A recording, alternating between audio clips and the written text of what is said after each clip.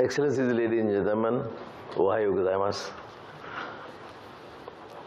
It gives me great pleasure to join you in this prestigious Nikkei forum, which has now gone through 30 years or 3 decades of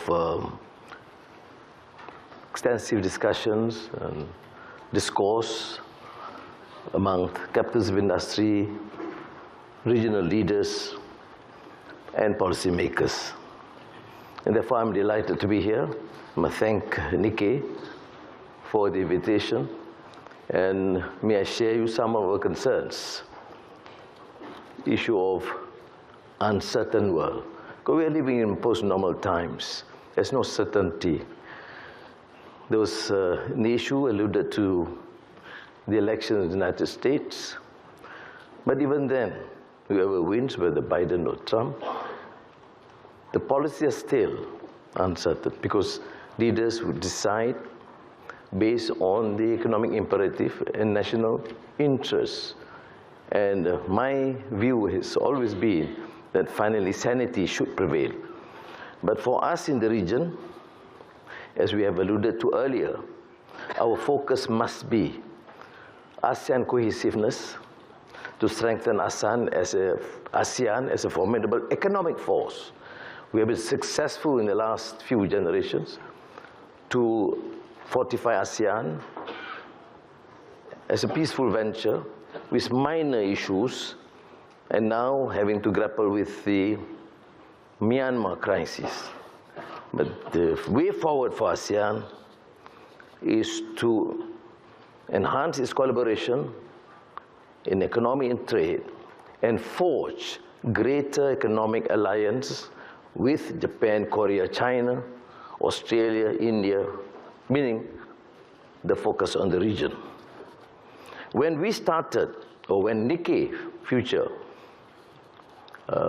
began its deliberations, we had about 28% of global GDP. Now we are talking about 35%. And regional issues in Asia are now also primary global concerns. Now, even as much has changed, some constants remain. Global economic challenges and the specter of uncertainty, deep-seated anxieties, reach far beyond borders and social fabric of nations. We are dealing with new challenges, not only issues of economic disparities, rapid technological change, environmental degradation, and all these challenges are coming at the same time, to the extent that they create and popularize the term simultaneity, everything happening simultaneously.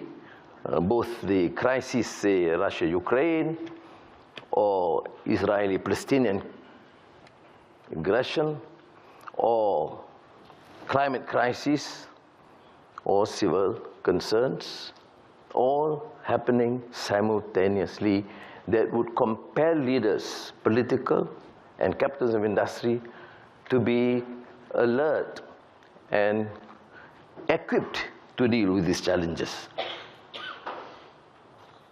Now, rapid technological change and AI technologies hold the promise of immense, unfathomable societal benefits, but may well be a Faustian bargain, raising the specter of widening digital, social, and economic divides. We either seize the opportunity and create this new awareness, more concern about justice and equity, comradeship, friendship, collaboration, which we in ASEAN forge to believe and commit to, or we should be dragged into the old mantra of Cold War conflicts and divisions, hatred and suspicion. We choose a more realistic approach to be able to work together to be able to engage with all societies and countries, and that would ensure a better future for Asia. That's why these seemingly unsurmountable challenges enjoin us to seek and forge a renewed vision of Asian leadership. The vagaries of the world, increasingly turbulent, and the crosswinds of economic and geopolitical shifts threaten to veer us, of course.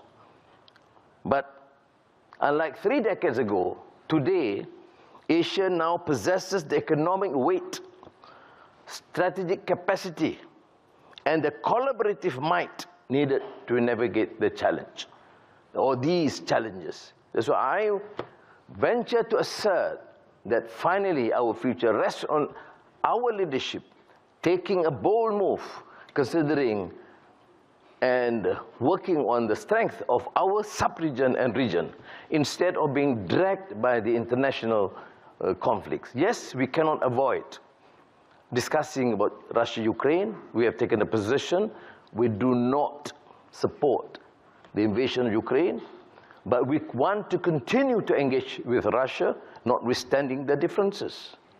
We condemn the utmost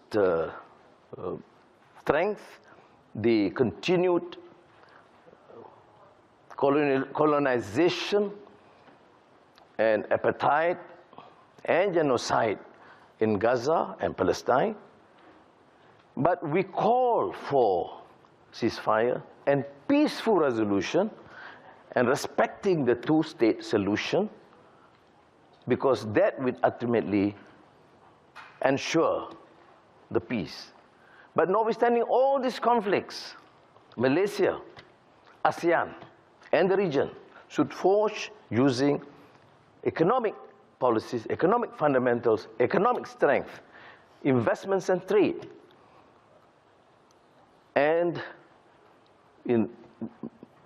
as a result, would be able to champion the cause of our citizens and alleviate the living conditions of our people.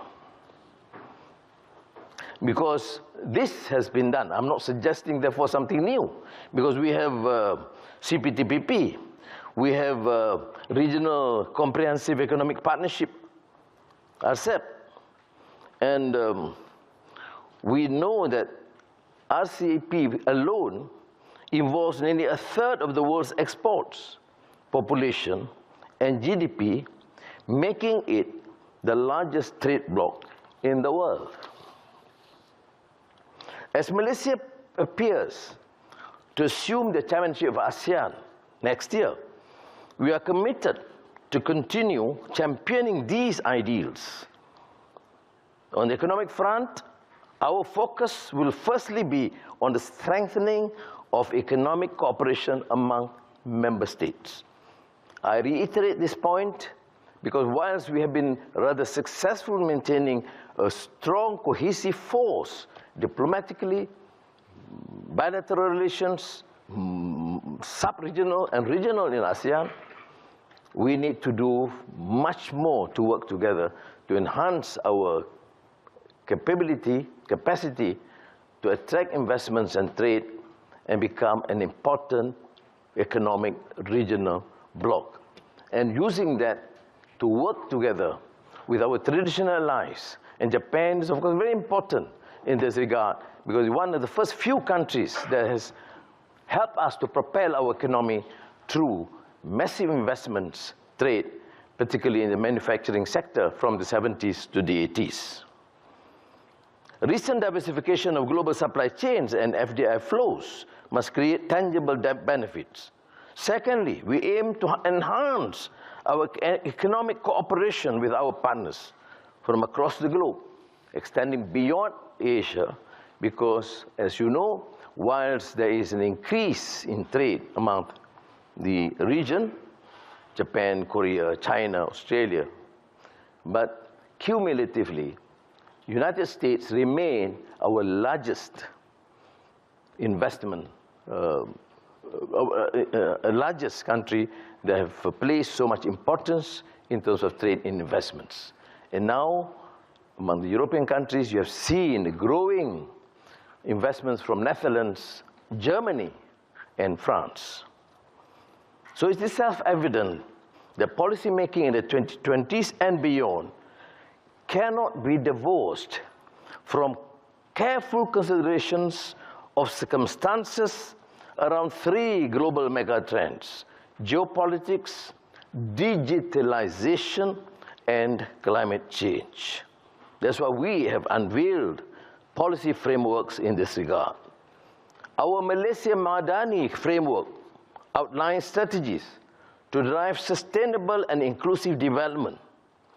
At the core is the importance of not just raising the ceiling for real GDP growth in the range of 5 to 5.6% per annum, but also raising the floor.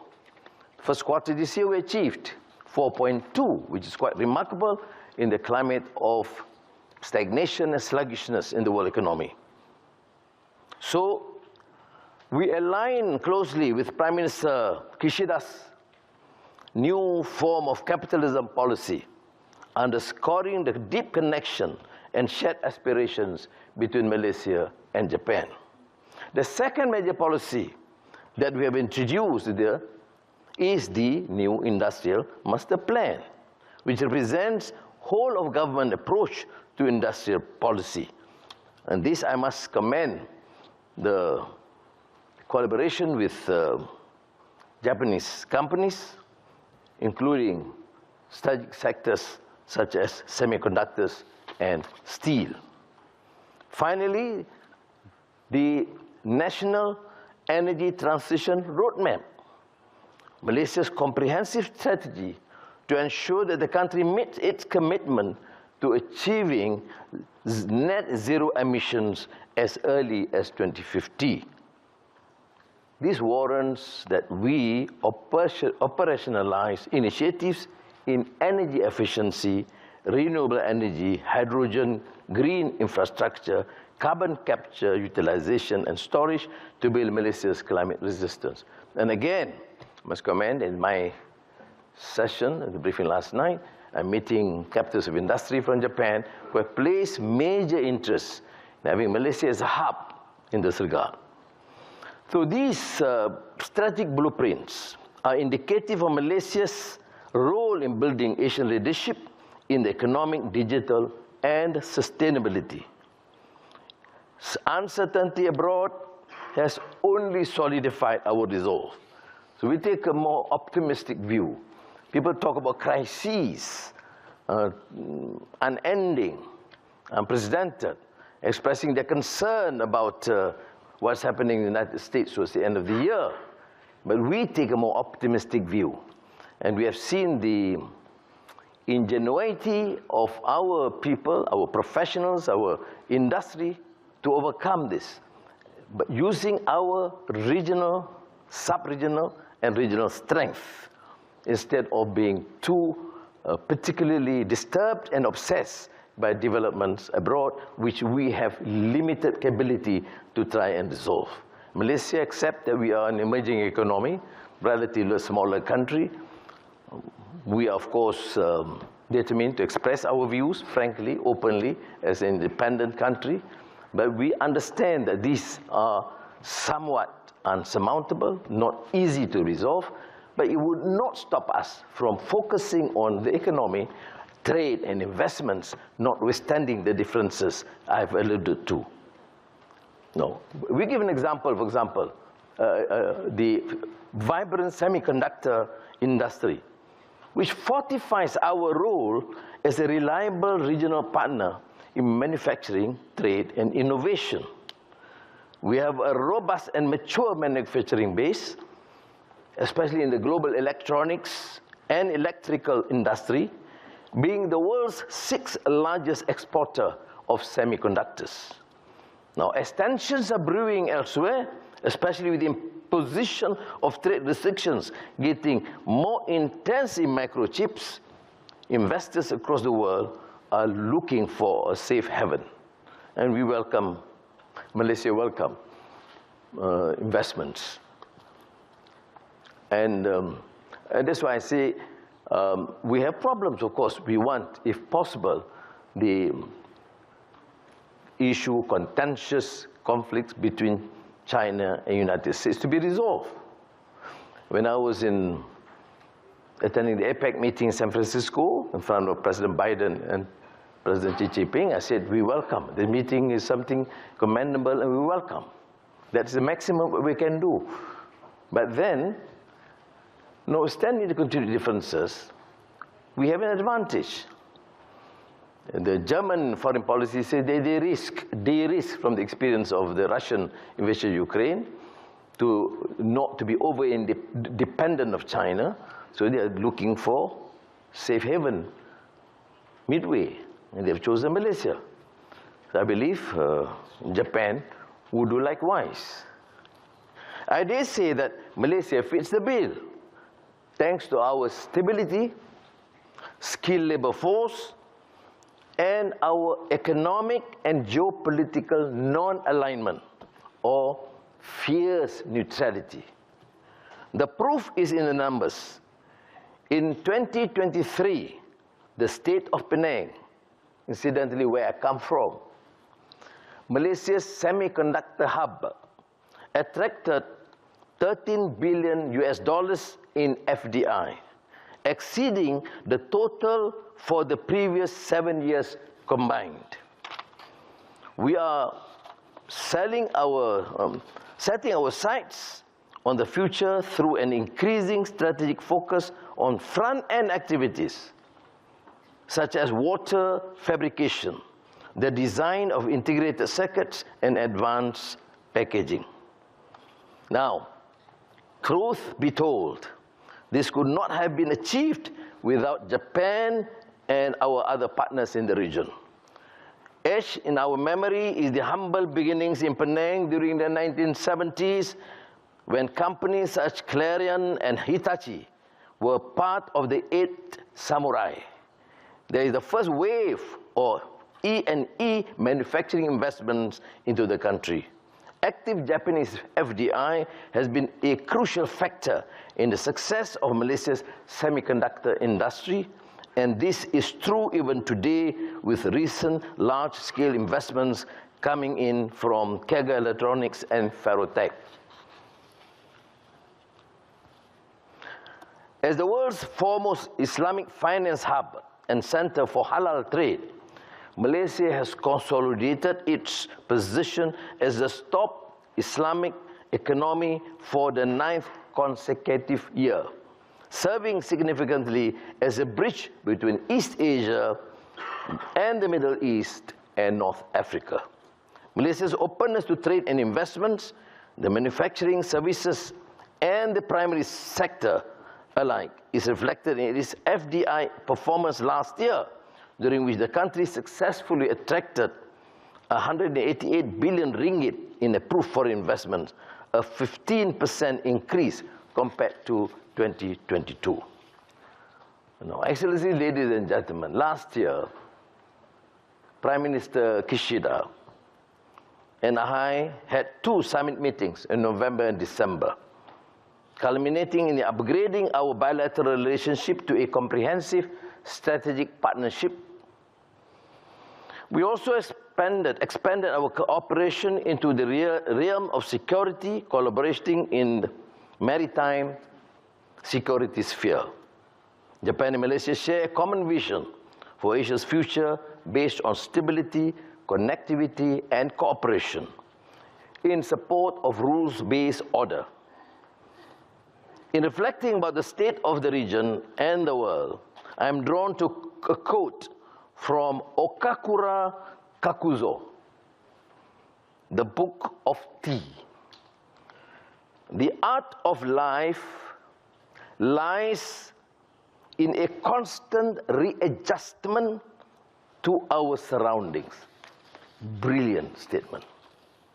According to certain reliable sources, accounts, Kakuzo's concept of thus in the world sane, being in the wilderness, as expressed in this phenomenal book, published in 1906, had actually inspired the great German philosopher Martin Heidegger's magnum opus, Sein und Sich, Being and Time, which was published only in 1927. Remember, Kakuzo in 1906, Heidegger 1927. Although Heidegger did not allude to the quote or reference to Kakuzo. Considered to be among the most influential philosophers of the 20th century, Heidegger, of course, has never mentioned or attributed this huge intellectual debt to Kakuzo in his book of tea. So I digress a bit. But the point about Kakuzo's quote here is that the art of leadership and governance demands that we adapt to the shifting dynamics of global economic, political, social, and cultural forces of our time. Towards this end, Malaysia will remain dedicated to fostering shared growth, bolstering regional cooperation, and maintaining our openness to trade, development, and commerce. Arigatou gozaimasu.